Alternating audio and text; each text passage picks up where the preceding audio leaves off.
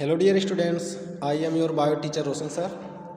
Dear students, in previous video we have discussed about exchange of gases. Okay, so today we will discuss about transport of gases.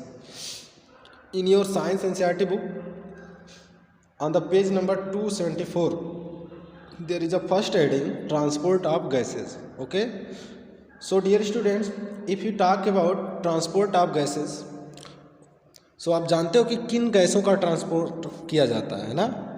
Means दो ही गैसें हैं जो हमारे blood body में क्या किया जाता है, ट्रांसपोर्ट किया जाता है। एक फर्स्ट आपकी क्या है, O2 and second CO2, means oxygen और कार्बन डाइऑक्साइड।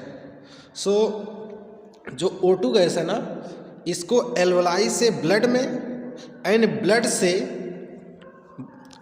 बॉडी पार्ट के जितने भी टिश्यूज़ हैं उन तक पहुंचाना एंड उन टिश्यूज से कार्बन डाइऑक्साइड को ब्लड में, फिर ब्लड से लेके आना कहाँ, एल्वोलाई तक। यही ट्रांसपोर्ट हम डिस्कस करेंगे इस टॉपिक में, ट्रांसपोर्ट ऑफ गैसेस में। Okay, so let's start.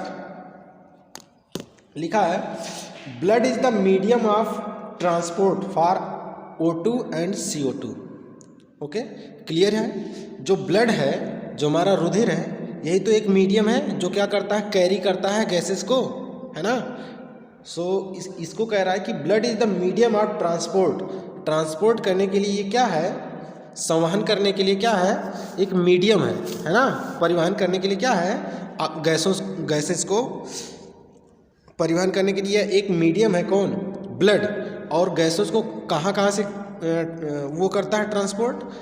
अगर O2 की बात करें तो इसको क्या करता है कि एल्वोलाई से लेता है और कहाँ पे, बॉडी, शरीर के जितनी भी बॉडी पार्ट्स हैं उसमें जितने टिश्यूज़ हैं, सेल्स हैं, वहाँ तक क्या करता है, पहुँचाने का कार्य करता है। ठीक है। और उन टिश्यूज़ में जो वहाँ पे मेटाबॉलिक एक्टिविटीज़ हुई है उसके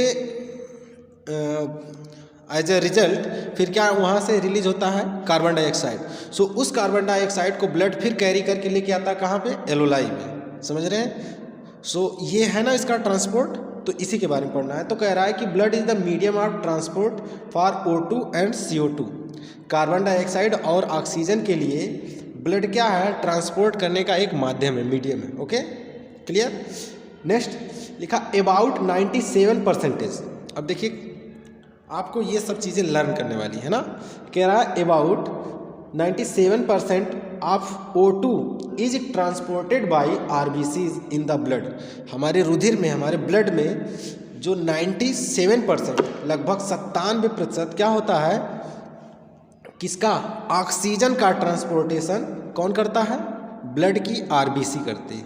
ओके, एंड लिखा है द रिमेनिंग 3%। अब 97% हो गया तो 3% बचा है अभी, तो कह रहा है the remaining 3% of O2 is carried in a dissolve state through the plasma. Plasma जो है, आपको पता है ब्लड में, अगर टोटल ब्लड की बात करें तो मैं आपको शायद आपको लर्न होगा, मैं बोर्ड पे बता चुका हूँ और आगे अभी हमको पढ़ना है ना, वो ब्लड वाला चैप्टर अभी आगे है, हार्ट, ब्लड सब कुछ पढ़ना है हम लोगों को। सो वहाँ पे डिस्कस किया जाएगा। इजीली मैं आपको समझा दूँ कि जो हमारा ब्लड होता है इसमें मेनली क्या होता है कि 2 टाइप्स के वो होता है, एक क्या कहते हैं, कंपोनेंट। फर्स्टली आपका कार्पसेल्स होता है ना, ब्लड कार्पसेल्स। ब्लड में, टोटल ब्लड में क्या होता है, ब्लड कार्पसेल्स होते हैं प्लस कुछ प्रोटीन्स होती है। जो प्रोटीन होती है वो कौन सी, प्लाज्मा प्रोटीन होती है। सो उसी प्लाज्मा प्रोटीन को कह रहा है। अब वो कार्पसेल्स कौन कौन से हैं dear students, WBC, RBC and platelet. Okay, और प्रोटीन कौन सी है, प्लाज्मा।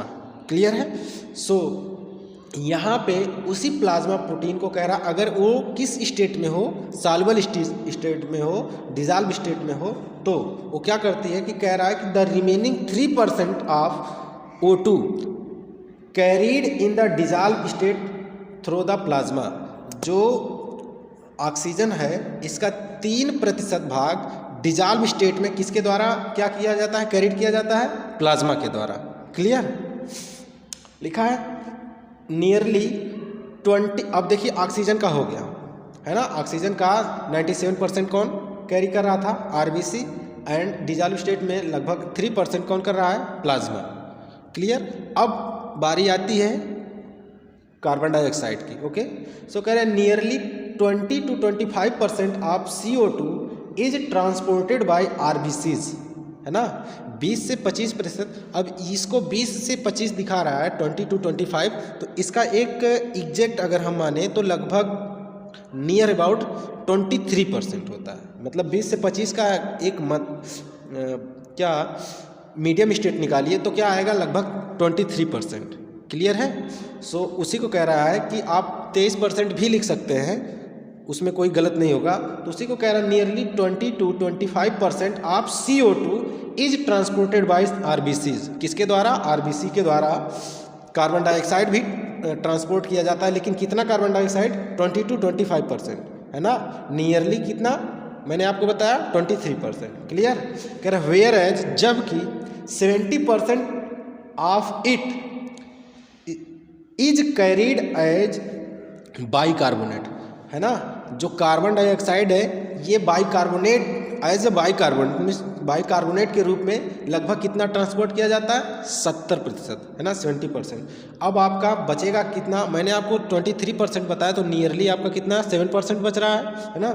तो अगर आप एनसीईआरटी की बुक से देखोगे तो लगभग आपका 5% बचेगा अभी कार्बन डाइऑक्साइड का अमाउंट, है ना। लेकिन मैंने आपको क्या बताया कि 23 आप मान के चलेंगे तो आपका एग्जैक्ट आ जाएगा। तो वही देखिए यहाँ पे लिखा है अबाउट 7%, है ना, मीन्स 70% इधर जो किसके द्वारा कैरिड, किस रूप में, बाइकार्बोनेट के रूप में कैरिड हो रहा है, एंड लगभग 23% कौन कैरिड कर रहा है, आरबीसीज कैरिड कर रहा है, किसको, CO2 को। तो अब आपका सिर्फ कितना बच रहा है, नियर अबाउट आपका 93% क्लियर है। अब आपका 7% बच रहा है, तो उसी कह रहा है about 7% of CO2 is carried in a dissolve state through plasma. अब CO2 भी क्या होता है डिजॉल्व स्टेट में, किसके द्वारा, प्लाज्मा के द्वारा क्या किया जाता है, कैरिड किया जाता है। आई होप कि लाइन टू लाइन आपको समझ में आया होगा। नेक्स्ट हेडिंग क्या है, ट्रांसपोर्ट ऑफ ऑक्सीजन। ओके, सो देखते हैं, जैसे मैंने आपको दो ही गैस बताई, एक क्या, ऑक्सीजन, और दूसरा कार्बन डाइऑक्साइड, है ना। तो ऑक्सीजन को मैंने इजीली आपको बता दिया कि कहाँ से कहाँ ट्रांसपोर्ट किया जाता है। लंग्स की जो एल्वलाई होती है उस एल्वुलर कैविटी से टिश्यूज तक पहुंचाया जाता है by the help of blood, and ये किसको पहुंचाया जाता है, ऑक्सीजन को, है ना। एंड सेकेंड आपकी गैस है CO2, कार्बन डाइऑक्साइड, है ना। मीन्स ऑक्सीजन को कहाँ से कहाँ तक, एल्वुलर कैविटी से टिश्यूज तक, और कार्बन डाइऑक्साइड को उसी टिश्यूज से एल्वुलर कैविटी मीन्स एल्वुलाई तक लेके आया जाता है by the help of blood. Clear है। सो इसमें फर्स्ट हेडिंग आपकी है ट्रांसपोर्ट ऑफ ऑक्सीजन। ऑक्सीजन का जो ट्रांसपोर्ट है, ऑक्सीजन का जो परिवहन है, उसके बारे में डिस्कस करते हैं। ओके, सो देखते हैं, लिखा haemoglobin is a red coloured iron containing pigment present in the RBCs. Okay, समझ रहे हैं आप लोग। ये जो हीमोग्लोबिन है ना, ये किस कलर का पिगमेंट है, रेड कलर का, है ना, रेड कलर कंटेन करने वाला पिगमेंट है। और देखिए, अगर ईजिली मैं आपको समझा दूं कि अगर आप ईजिली समझना चाह रहे हैं हीमोग्लोबिन के बारे में, तो हीमोग्लोबिन के वर्ड पे आते हैं। ये जो वर्ड हीमोग्लोबिन है ये बना है 2 वर्ड से। किससे मिलके बना है, 2 वर्ड से। फर्स्ट है हीम प्लस सेकेंड है ग्लोबिन। जो हीम है ना, हीम मीन्स होता है ब्लड, मीन्स रुधिर, और ग्लोबिन मीन्स होता है पिगमेंट, वर्णक। पिगमेंट क्या होता है, पिगमेंट एक ऐसा केमिकल सब्सटेंस होता है जो कलर प्रोड्यूस करता है। क्या, कलर। तो समझ रहे हैं, ये जो पिगमेंट होते हैं ये क्या करते हैं, कलर देने का काम करते हैं किसी भी तत्व के लिए, या किसी, आप जैसे ब्लड है हमारा, तो ब्लड को कलर देने के लिए काम करेंगे, है ना। और आप एक पिगमेंट पढ़े होंगे, ये तो सब लोग जानते होंगे, क्लोरोफिल, है ना। ये कहाँ पे होती है, हमारे प्लांट सेल में होती है ना। जो लीफ वगैरह ग्रीन होती हैं उनको ये कौन सी क्लोरोफिल क्या करती है कि ग्रीन कलर देने का काम करती है। तो वहाँ भी एक पिगमेंट है। ठीक इसी तरह से ये एक पिगमेंट है जिसका नाम क्या है, ग्लोबिन। ये रेड कलर का पिगमेंट है जो क्या कंटेन करती है, आयरन। ठीक है। और हीम का मतलब मैंने बताया आपको, ईजिली आप जानिए कि हीम एक ना प्रोटीन है। क्या है, प्रोटीन है, और वो कहाँ पे है, ब्लड में। तो ये ब्लड की प्रोटीन है, हीम प्रोटीन।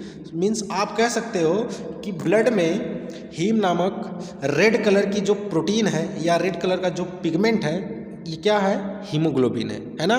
इसी की वजह से हमारा जो ब्लड है, ब्लड की जो आरबीसीज है ना, रेड ब्लड कार्पसेल्स, ये क्या होती है, किस कलर की दिखती है हमको, रेड कलर की। समझ रहे होंगे आप लोग। सो वही कह रहा है कि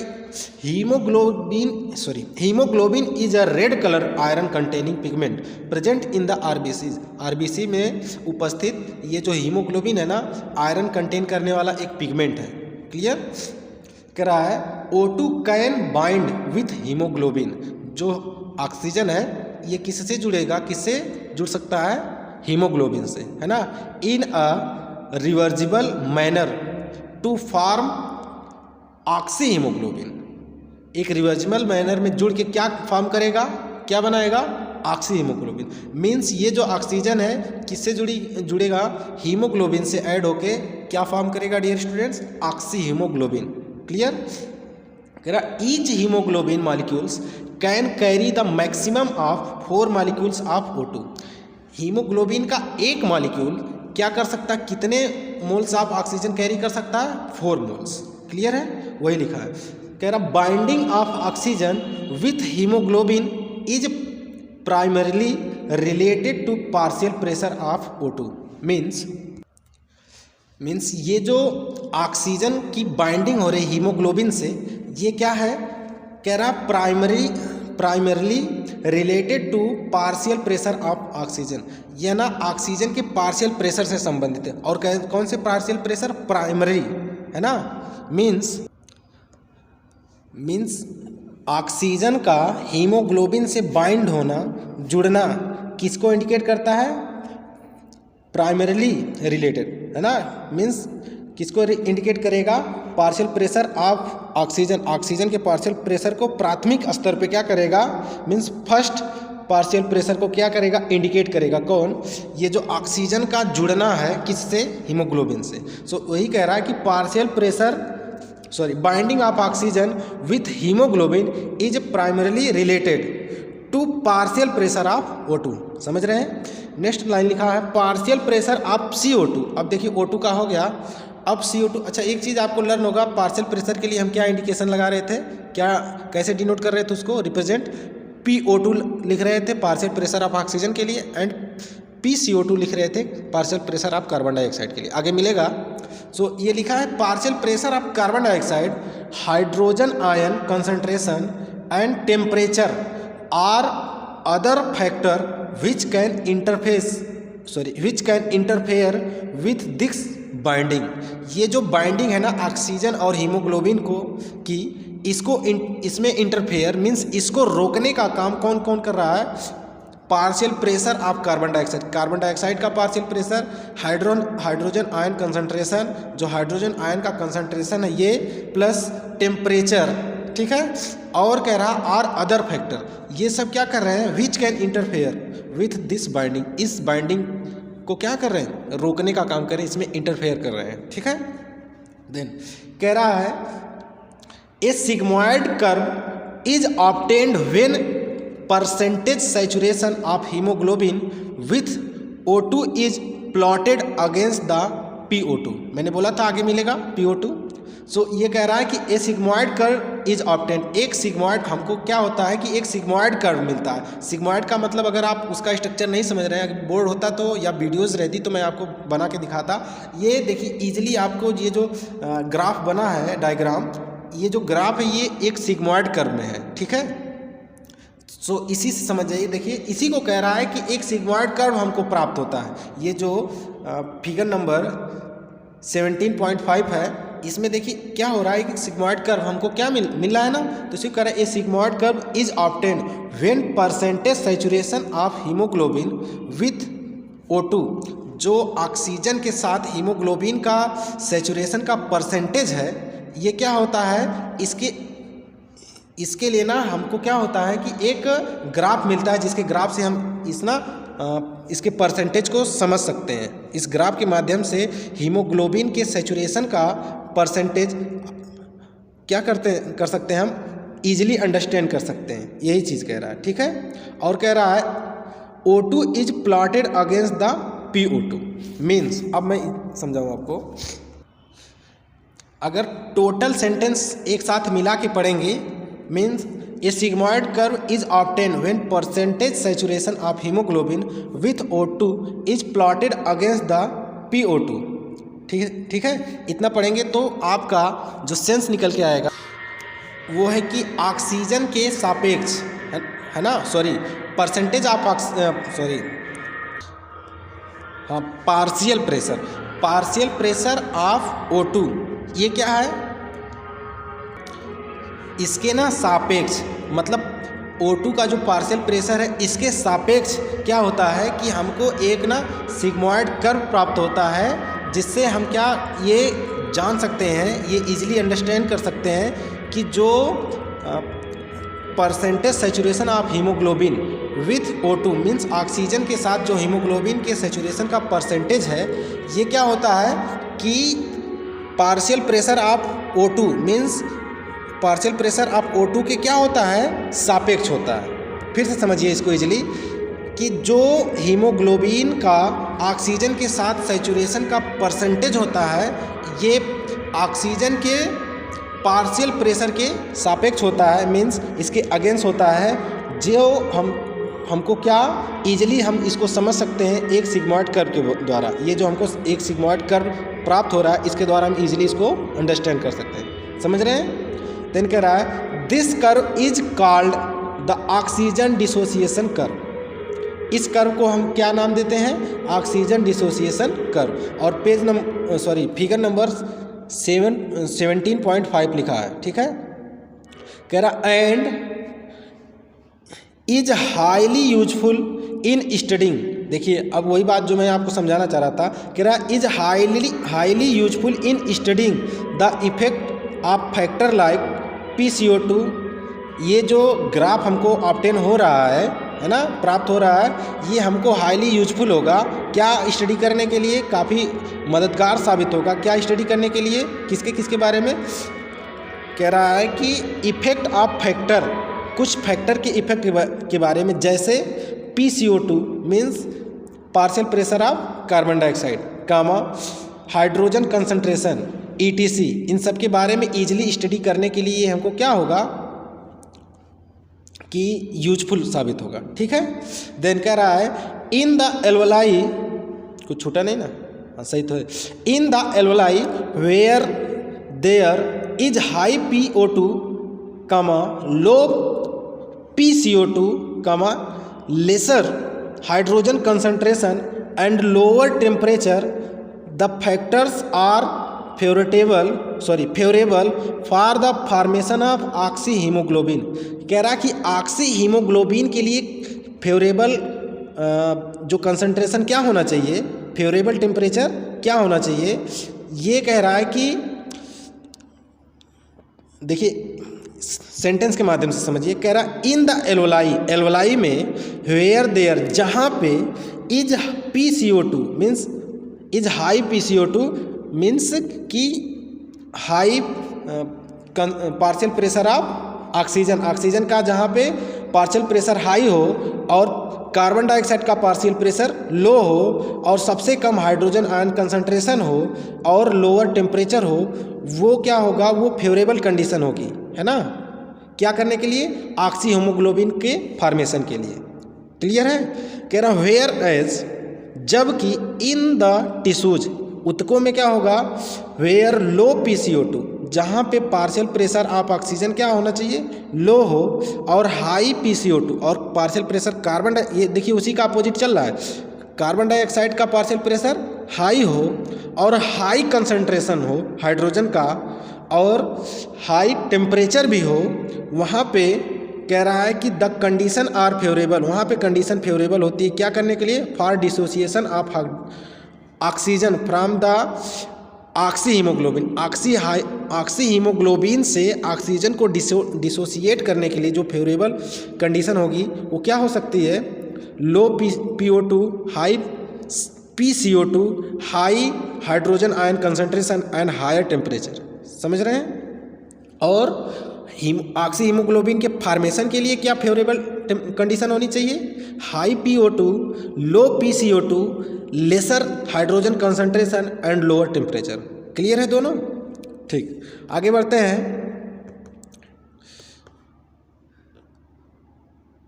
हाँ, लिखा है दिस क्लियरली इंडिकेट्स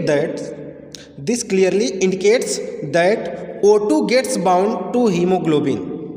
आप ये तो समझ रहे हैं, कह रहा है कि ये क्लियरली इंडिकेट करता है, क्या इंडिकेट करता है कि जो ऑक्सीजन है वो किससे जुड़ जाता है, gets bound to haemoglobin, haemoglobin से जुड़ता है in the lungs surface. Lungs surface में क्या होता है कि ऑक्सीजन हीमोग्लोबिन से जुड़ता है and gets dissociated at the tissue. क्या होता है कि टिश्यू में क्या होता है, डिसोसिएट मीन्स वियोजित हो जाता है, मतलब कि जो ऑक्सीजन है ये लंग्स सरफेस वाले रीजन में हीमोग्लोबिन से क्या होता है डियर स्टूडेंट्स, बाइंड होता है, जुड़ता है, और फिर क्या हो जाता है कि टिश्यू में डिसोसिएट हो जाता है, मीन्स वियोजित हो जाता है। क्लियर है? कह रहा every 100 ml of oxygenated blood, ये देखिए इस चीज़ को आप लर्न करके रखिए। कह रहा है कि every 100 ml of oxygenated blood. अब ऑक्सीजनेटेड ब्लड क्या होता है आप जान रहे हो, जिसमें ऑक्सीजन गैस की कंसंट्रेशन ज़्यादा हो। तो ऑक्सीजन गैस की कंसंट्रेशन कितना होती है, पीछे वाले ग्राफ में आप पढ़े हैं, नियर अबाउट 95%, है ना। आप देख सकते हैं ऑक्सीजनेटेड ब्लड में पीछे वाले ग्राफ में जो मैं कल आपको बताया था, उसमें इसका ये कितना, वो ऑक्सीजन गैस कितना ज़्यादा जाके वहाँ पे डिजॉल्व हो रही थी, लगभग 95%, है ना। सो आप यहाँ पे देखिए, उसी को कह रहा है every 10 ml of oxygenated blood, जो ऑक्सीजनेटेड ब्लड होगा ना वो क्या कह रहा है, can deliver around 5 ml of O2 to the tissue. जो मीन्स आप इजीली समझ जाइए कि जो 100 ml ऑक्सीजनेटेड ब्लड होगा ये कितना ml means 5 millilitre 5 ml of oxygen को क्या करेगा, टिश्यू में क्या करेगा, डिलीवर करेगा। ठीक है, कह रहा है to the tissue under normal physiological condition. जब एक नॉर्मल फिजियोलॉजिकल कंडीशन होती है वो मैन की, तो वहाँ पे मतलब आदमी का एक सामान्य अवस्था में क्या होता है कि लगभग 100 ml ऑफ ऑक्सीजनेटेड ब्लड, जो 100 ml ऑक्सीजनेटेड ब्लड होता है वो कितना 5 ml ऑक्सीजन को डिलीवर करता है। मीन्स समझ रहे होंगे आप लोग कि जो ऑक्सीजनेटेड ब्लड है ना, ये अगर इसका अमाउंट कितना हो 100 ml, तो इसमें लगभग कितना 5 ml ऑक्सीजन को टिश्यू में क्या करने के लिए, डिलीवर करने की कैपेसिटी होगी। ठीक है, आई होप कि समझ गए होंगे आप लोग।